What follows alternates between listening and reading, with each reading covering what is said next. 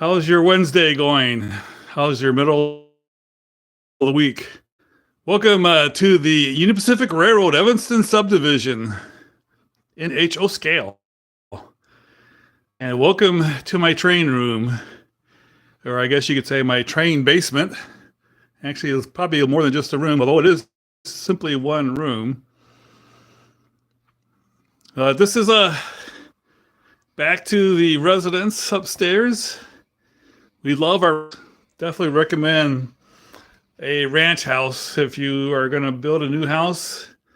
It's great to have, and especially if you're building a train layout in the basement. So here's a staging yard. I'll just kind of walk through for anybody who's not that familiar with what's going on here. So this is the staging yard. Some people asked about the staging yard. It goes through here underneath the stairs and then into the next room. And the ranges in length from 27 feet to 33. So the longer tracks can hold coal trains up to about 48 cars. And then this is the whole layout. I'm not going to go through each area. You can kind of see both levels. This is a peninsula that just has one level here. One thing you'll notice about the layout is it's lots of room for people. There's a West Vehicle up there. Emory control point down below. There's some Wyoming and Utah mountain scenery that we worked on. But as you can see, lots of room. Not your normal cramped aisleways that a lot of layouts have. Here's the area that we're going to be talking about today, the control panel. You notice the benchwork is all done. I did get the benchwork complete. And then there's another area here. Again, some nice wide areas. Here's the narrowest point right here. It's about 30 inches here. And then this is Evanston Yard area. Again, nice space for people. So operating sessions will be pretty comfortable. Helix and the dispatcher is right in there somewhere too. See if you can see him. I can't quite see the computer, but there's a computer in there and a chair. That's where the dispatcher sits. Here's the passageway to get to the dispatcher. There's the mode of transportation to travel to the dispatching area. Also may have a mole working back there with Mahomes.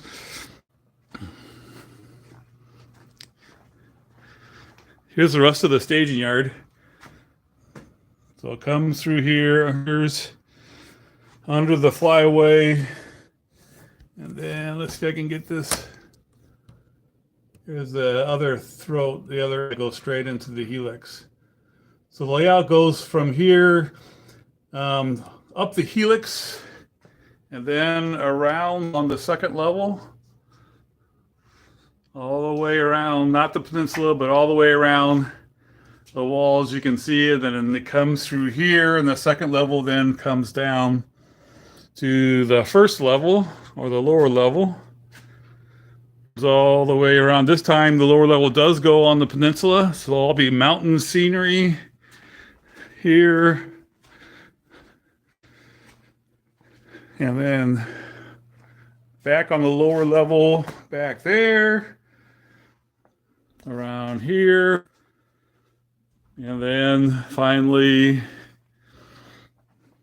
it comes to this end of the staging yard and then completes its run for another time if it wants to. All right, enough about that. One other thing I want to show everybody that I think is kind of cool. I got this sofa from the Habitat for Humanity Restore. I almost feel like I should have given them more. It's a very comfortable sofa. Anyway, so if you're waiting for a train, you can sit here and you can watch the control panel. So this will be a mirror of the control panel that the dispatcher will be at. And so you'll be able to see how he's routing trains and everything and where all the different trains are. So you can watch that. I also have a PlayStation too, but we won't be doing that during op sessions. That's for the grandkids. All right. Now, main thing for today is the fact that we did get the bench work all done. This is a beautiful thing to see, I have to say. I'm going to get up on get a good view. You don't know how good it makes me feel to have the bench work all done. It is completed. Lower level, staging yard, lower level, upper level, helix, everything. It only took me 420 days or thereabouts. So this is where the golden spike's going to be on Friday in this area here. And I want to show you what I did with the lift out section. Here's my electric panel. If you notice, I took the door off. I think it's probably, there's a door down there. I think the code is probably that you have to have a door. You aren't allowed to do this. But I am going to have it covered. So when I have the backdrop up here, I'm going to put a piece of masonite about the width of the panel from here to here would be a piece of masonite against the panel, and probably some Velcro or whatever to hold it up there. And then I'll put a piece of, I'm using a photo backdrop, so I'll cut out a piece to fit on there, and then it'll overlap the backdrop photo on this side and backdrop photo on this side. So it'll just be a piece of masonite, and if I need to access it, then I'll just grab it and pull it off, and then I can get to the switches. And I'll do the same type of thing down here for the lower level. And so I know they said you have to have 3 feet around the box free and clear. I can, and you'll see in a second, we can get this free and clear here in a second. So I did, I was going back and forth on 2 main options. And option was to do a door, put a hinge here and have a door that would swing out like this, have this section swing out like this. The other thing is I was hinge it like a lift up bridge and have it go like this. But a couple of people had a suggestion that it just be a lift out section. And that actually I thought was a great idea, because to me, keep it simple is a good thing to try to follow. So that's exactly what I did. I did up to lift out. So I have a little latch here that you move up. And you have a latch here that you move up, and then you can take it here and it just simply comes right out. And then you have full access to the control panel. And then the bottom here, I'm not going to lower it, but this bottom section, there's latches on both sides and a hinge. I don't know if you can see a piano wire hinge there, or no, a piano hinge right there. So this folds down, and when it's folded down and this is removed, it's completely free and clear. And there's plenty of room to work on it. I had one of the people from Lombard Hobbies who was here was a fireman, and he said that sometimes they need to access the off switch, turn off the power during a fire. So I have to put a sign up here, electric panel, and then hopefully they'll know to rip that off of there, and they can throw the off switch. But it is set so that I can remove this whole cover here and add more breakers if I need to, or replace broken breakers and so on. But for the most part, there we go. Put it back in.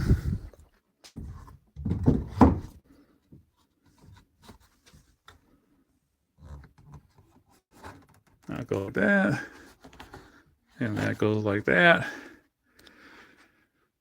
and we're good to go. I think it's going to be mainly like this, the whole in the access. If I take the masonite pieces off, I can access all the switches.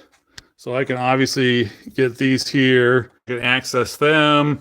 There are some that are behind there, but there is enough room where I can stick my fingers up there and I can put those switches that are hidden also. And I did take a picture of the panel. If I want to know, okay, which switch is which, I can look at the picture and be able to do that. So I'm real happy with the way this turned out. I think it's going to be great. Now, if you think about it, I just have some like 6 pieces of track to add here, and the whole main line is done. And it's very tempting to do that. But the reason I'm not going to do it is because of safety. And I have not wired this out here yet. I think the last feeder I have is right here. So I need to run bus wire all along here and all the way to here and keep adding feeders. Same thing over on that area here to come to here. I think the last feeder for this side is right here. Let's see. Yep. So right here's the last feeder. And so if you have these long stretches, without the feeder wires and without a bus wire, and you're just counting on the track wire, the rails and the rail joiners to conduct the electricity for a long distance, you have a lot of resistance, and you can actually have a short, draw enough amps to trip the breaker, but is enough amps to create enough heat to cause a fire. So those are some that before I put the last sections of track here and start running trains, I do want to do some wiring, which is on my to-do list tomorrow, is some wiring. All right, so I saw some comments. Let's take a look at these about the. I saw Mr. Salvation says about the breakers throwing a spark 12 inches out. So maybe might not be a bad idea to put a piece of metal back there anyway. Or I might just put I could put the door back on. I'll have to think about that, because I don't want to do anything that's unsafe.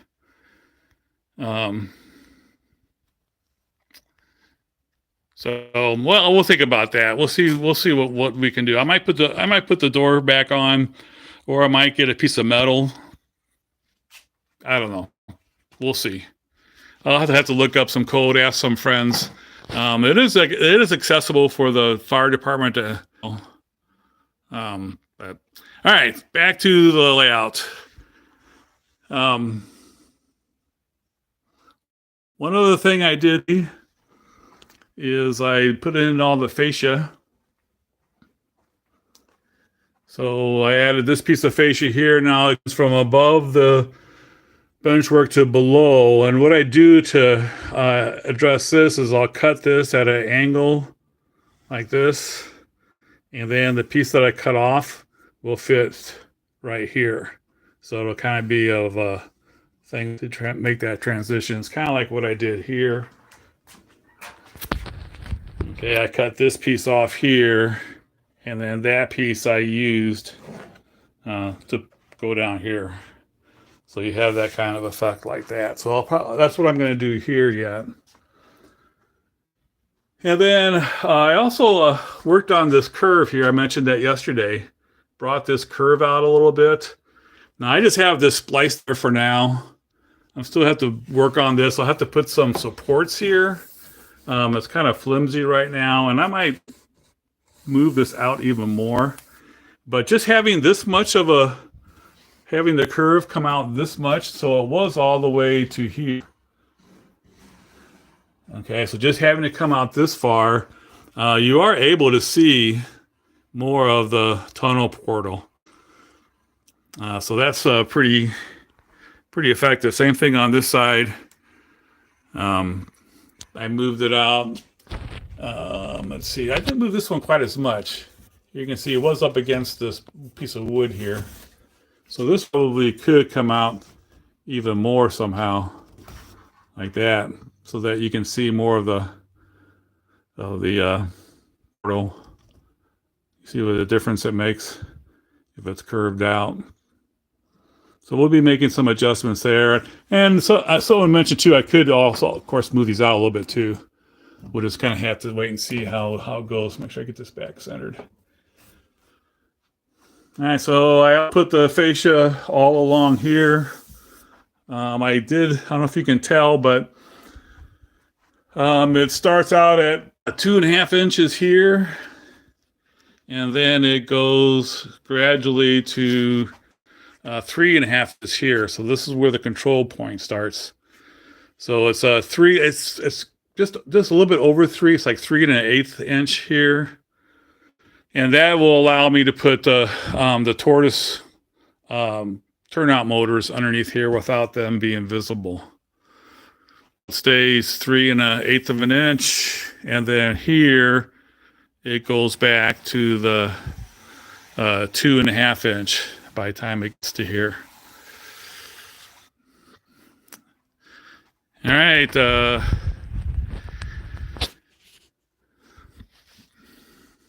The color of the fascia, see if I can answer some doors. The color of this is what I have for the color of the fascia for right now.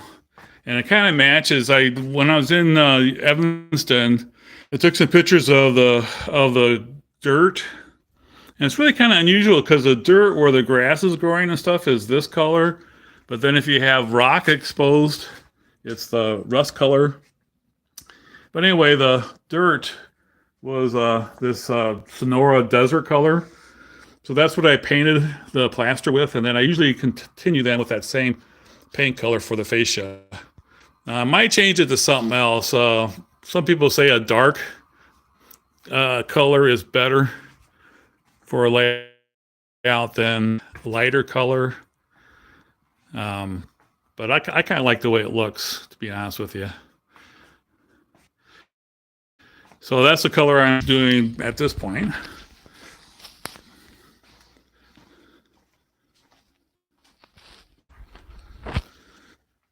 All right. Any questions? Let's see. I'm going to go back. A lot of people are saying congratulations. Thank you. I'm looking through the messages, the comments right now. All right. I think we're going to go ahead and see if we can run a few trains. We want to kind of get things staged for when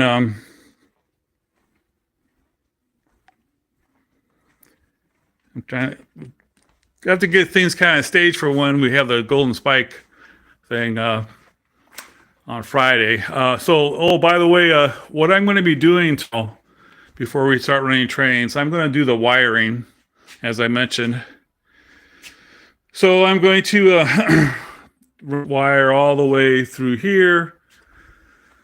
And the wirings, the rugs, by the way, these are our living room, dining room, and family room rugs from our our house in Georgia that my wife didn't want to use here in McHenry. So I using them down here. We'll have to do some other kind of covering of it. I can't have concrete all the time. One thing I'm going to do here, by the way, is so when the bus wire comes to here, I'm going to use automotive plugs here to power this part here. Some electrical plugs to power it, and it's going to power this section. Then it's also going to have another plug to go for to power this section. So when this lift section is out, it actually will make this dead on this side. So that's good. And then I'm going to have a plug going back to power this little. I'm going to have an insulation here and have a section here that's powered through the lift out section. So the idea would be when I lift this section out and unplug the 3 plugs, lift the section out, it'll be dead on both tracks going into the lift out section. So we don't have anybody going into the abyss. All right. So some questions.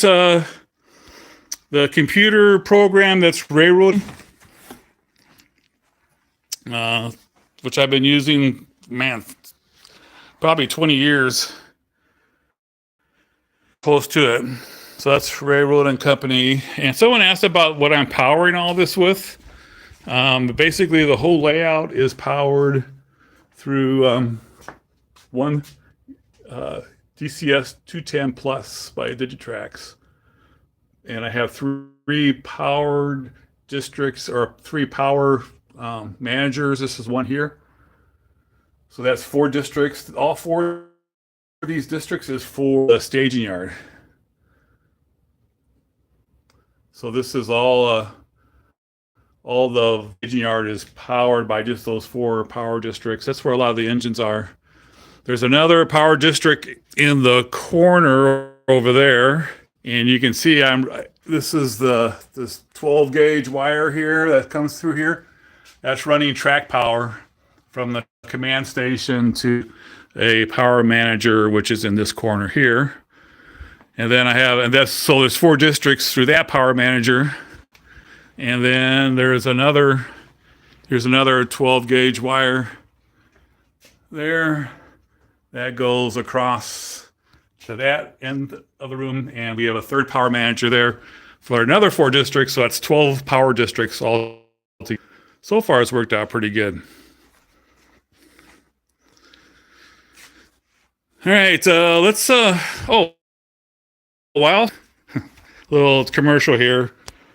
I have some Athearn Bathtub gondolas that I'm selling if anybody is interested. I really like quite appropriate for this area. And so I transitioning to auto floods. Here's some of the bathtubs. They're really great looking cars. I actually like them quite a bit. And I am going to a good number of them. So these are modern in that they have the safety stripes, the yellow safety stripes. So they're modern in that sense, but they've been around, I think, since the 70s or 80s. And from what I've heard, there's not many of them used on the Evanston sub, but I probably will try and get a few more floods and have one cold train that's a mixture between bathtubs and the auto floods, and then of course here I have a whole train of the auto floods by Rapidos. All right. Somebody asked how many blocks do I have? I don't know. I have to think about that. So I have just the staging yard. So there's 12 tracks, and each throat has its own detection section. So each staging track has 2 detection sections. So that's 24 right there. And then I think I probably have throughout the layout probably another 30 or so, I'm thinking, something like that. Yeah, I'm going to try and get some trains going here. I keep talking. Trying to answer questions and do some train running here. All right, I'm going to use and all right, so here we have two trains blocking the way here in the wrong direction. We want trains going in the other directions to be ready to go when the golden spike gets done.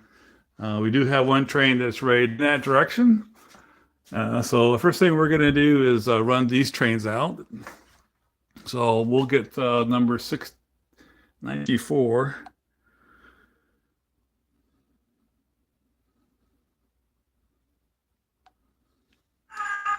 Ooh. All right, made a noise. All right, here's got our access. It's started up, ready to go. Now here, I'm going to show you how I do this. Focus on my camera here. Come on. There he goes. All right, so we're at Granger, which is right here. And this wants to cross over. So we're going to hit that. And that's set to cross over. And then I'm going to hit the signal here and give myself a focus.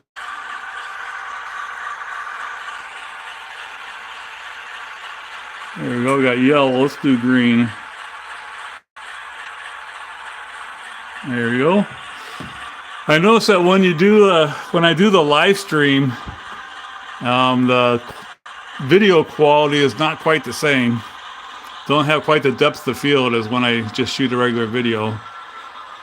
But it's still trains, right? All right, let's get this one going.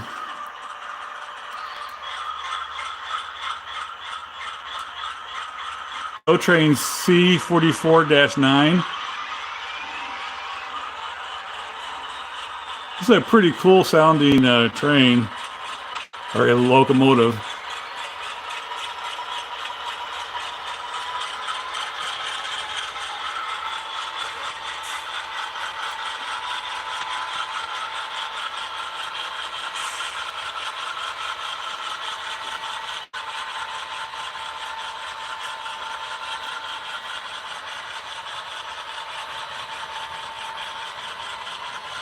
All right, so it's crossing over here.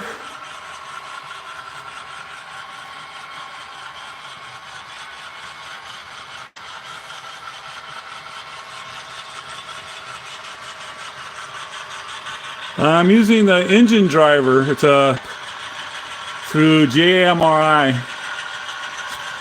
Definitely recommend it. It's really cool. I gotta switch hands. My arm's getting tired. Much better.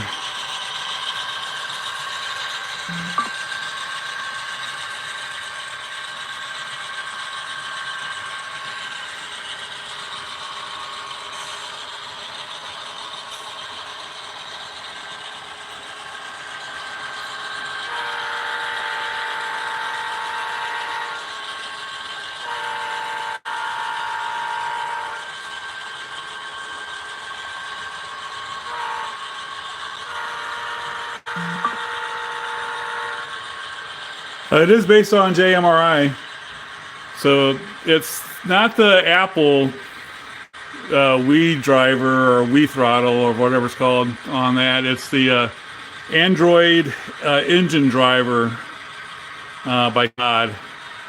And to be honest with you, it's tons better than the Apple throttle as far as different stuff that you can do.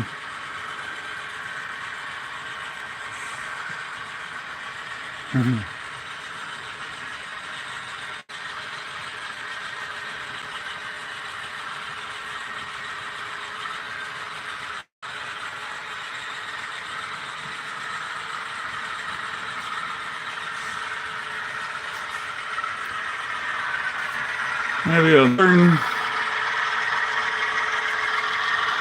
GPU at the end of the train.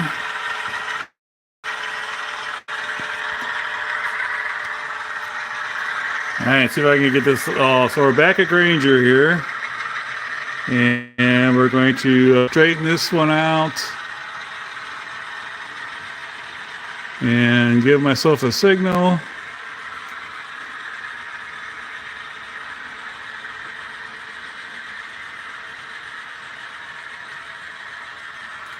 And head out with this one. This is 82.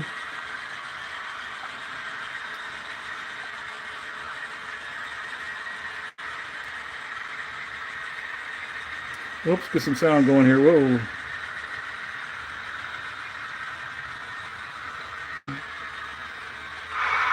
There we go. Sorry about that.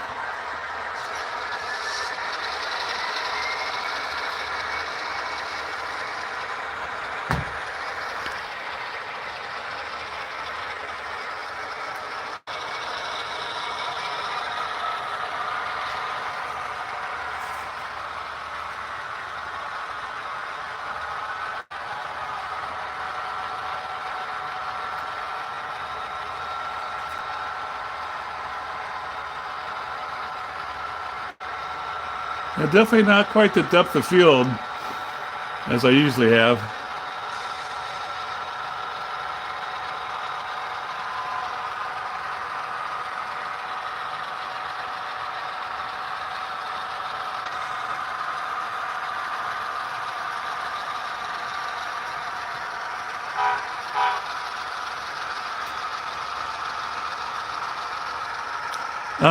So there'll be a town at Granger. This will be one town here of Granger.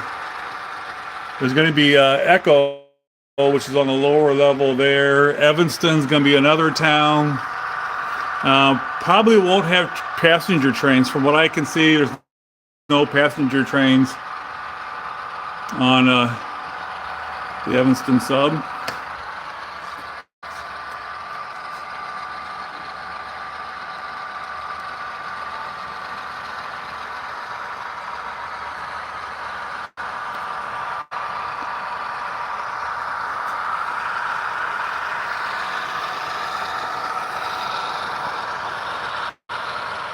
That looks cool.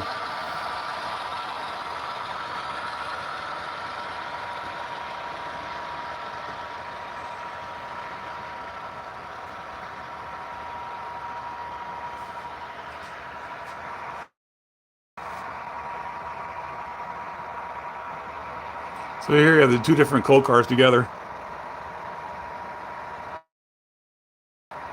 If you're interested in the coal cars to purchase, in the description there's a link to a website that you can use to purchase coal cars.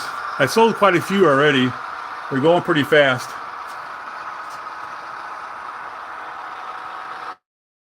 What's OS? I've never heard of that before.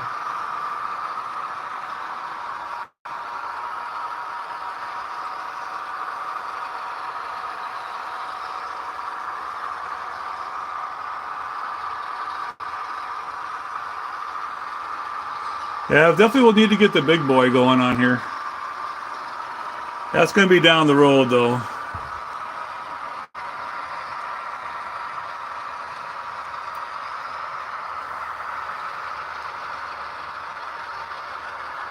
Official. Gotcha.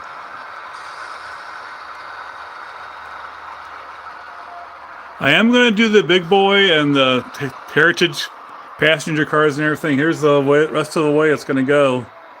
It's going to be awesome. Just a couple days.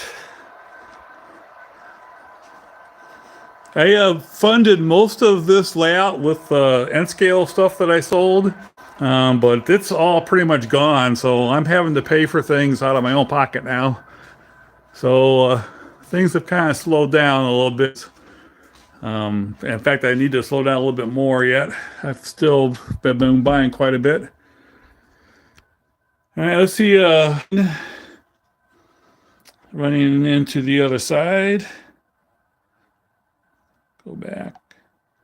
All right, so this is 5293. Let's get that one going here.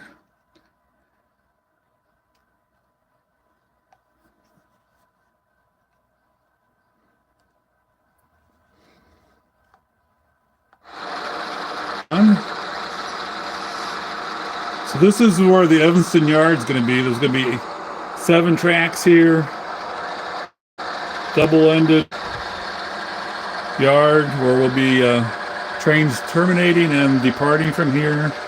A lot of them.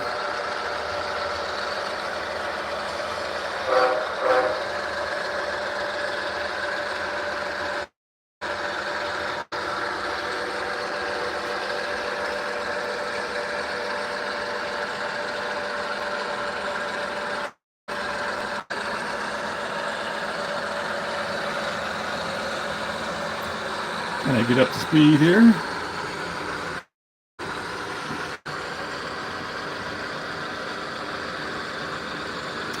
I'm going to have some maintenance away cars. I have a crane of some sort already.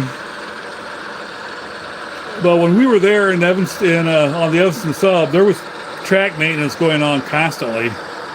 They were always working on some kind of track maintenance, and so there's a lot of rerouting trains around each other. It's really pretty cool. Definitely something I'm going to try and replicate on the layout. We have a yellow signal.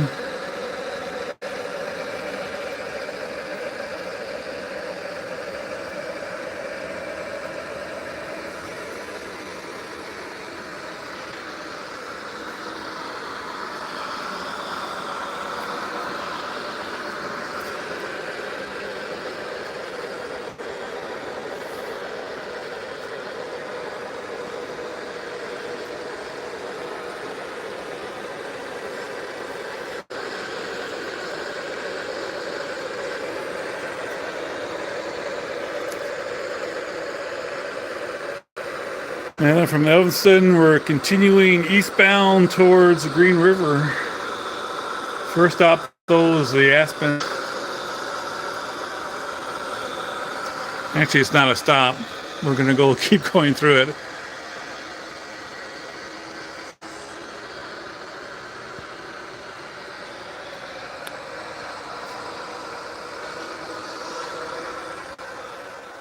Lighting is these things here. I am going to have some LED lights underneath the upper level too. I'm not sure if that's what you meant by lighting. And here we're making the transition from the lower level to the upper level. So this train originated down here. Has gone all the way around the lower level and now is transitioning level. These lights I got are very, very bright. They're from Amazon. And sometime I'll put a link to them in my description one of these days. But they're only like $10 for each one. And they're very, very bright. Oops. Hold on, coupler problem. Hold on.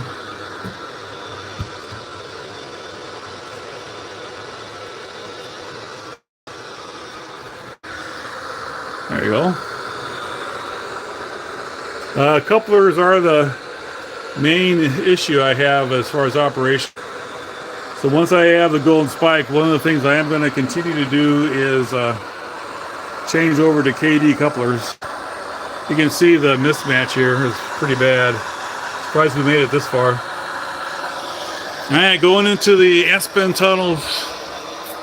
All right, this is not looking over. This is cheating. This is just straight on at my eye level.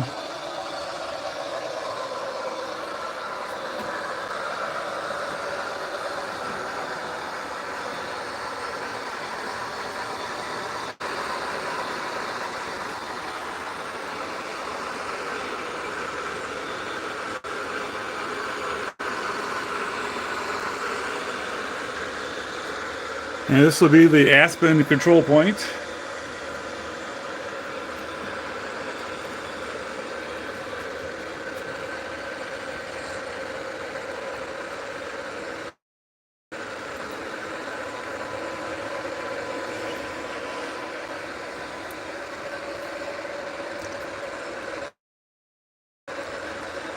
And we'll come to a stop here, since it's the end of the track here.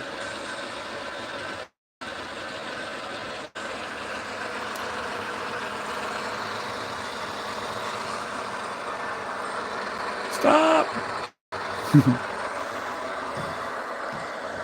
All right, so when we do the Golden Spike, we will have 4 trains here, all facing the Golden Spike, which will be here in this area here.